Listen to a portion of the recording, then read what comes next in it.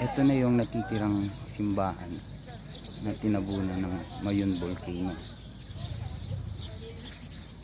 nung pumutok noong 1987 to 1595,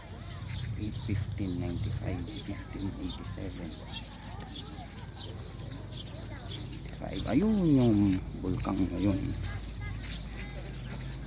Itong mga bato kasama yan sa inagos ng lahar, mga malalaking bato. Marami pa doon.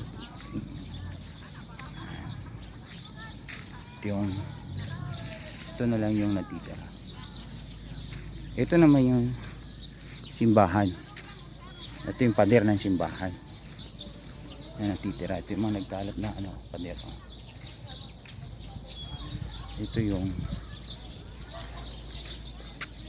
Ito yung loob ng simbahan. Papasok tayo.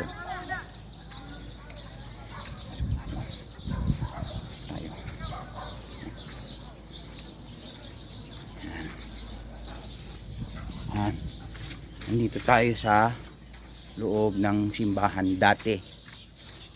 Nasira nung pumutok ang mount ngayon. Ito na lang ang natitira.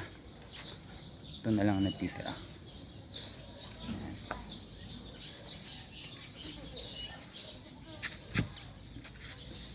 Ayan o. So malawak din. Tinayo ng mga Kastila ang simbahan na ito bago tinabunan ng Mount Mayon. Pumutok siya noong 1587 to 1596. Yan. Andito tayo sa mismong loob ng simbahan. Ito na yung mga natitirang pader.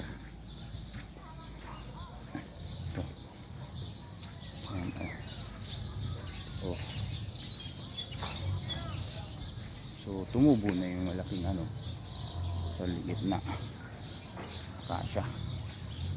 Ngayon malamang itong part nito, ito yung harap ng simbahan kasi parang ayun yung tori niya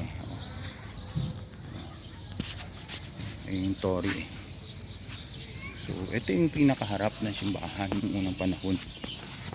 Ito. Ayan. Kunan natin ng side. Ayun. Ayun yung parang may bell dun sa taas. So yan yung church. Ayan natito.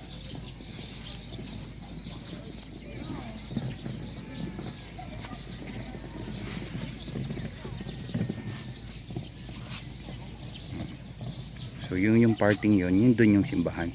Yun yung simbahan mismo. Ito yung tori niya. Sira nung tinabunan ng lahat.